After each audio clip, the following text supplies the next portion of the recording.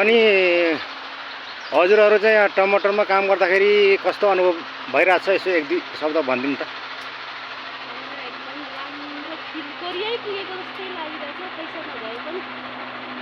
ल हेर्नुहोस् यहाँ कोरियै पुगे जस्तो अनुभव भइराछ अरे। अनि हजुरलाई नि एक दुई शब्द भनिदिनु पर्यो। सेलेरी नदिएकोमा पुगेको गुनासो छ, राम्रै छ। सेलेरी महिना पुगेपछि पाइहाल्छ, सेलेरी नपाउने कुरै भएन नि।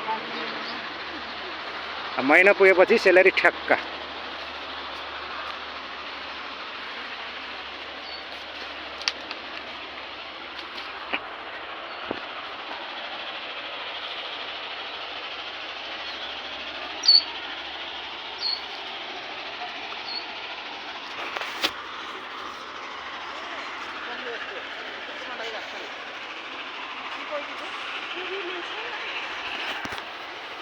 यहाँ चाहिँ सागबारी,